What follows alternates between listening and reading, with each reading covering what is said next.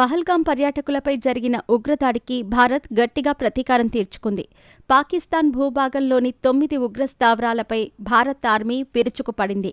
మంగళవారం అర్ధరాత్రి దాటిన తర్వాత పాక్పై ఆపరేషన్ సింధూర్ విజయవంతంగా చేపట్టినట్టు సైన్యం అధికారికంగా ప్రకటించింది. దీంతో ప్రపంచం ఒక్కసారిగా ఉలిక్కిపడింది. పహల్గాంలో పర్యాటకులపై జరిగిన ఉగ్రదాడికి ప్రతీకారంతో రగిలిపోయిన భారత్ పాక్పై విరుచుకుపడింది. మంగళవారం అర్ధరాత్రి దాటిన తర్వాత పాక్లోని 9 ఉగ్రస్థావరాలపై ఆపరేషన్ సింధూర్ విజయవంతంగా నిర్వహించింది భారత ఆర్మీ.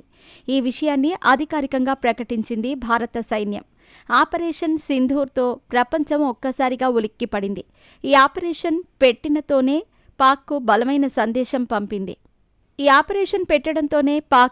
బలమైన సందేశం పంపింది.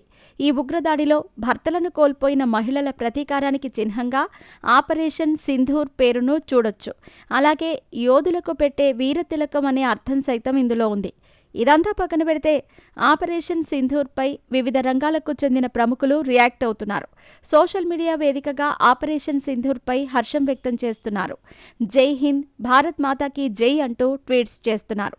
ప్రముఖ వ్యాపార దిగ్గజం ఆనంద్ మహీంద్రా తన ట్విట్టర్ ఖాతాలో ఆపరేషన్ సింధూర్పై రియాక్ట్ అయ్యారు. మా ప్రార్థనలన్నీ భద్రతా బలగాలతోనే ఉంటాయి. ఈ దేశం కలిసి నిలబడదాం అంటూ ట్వీట్ చేశారు.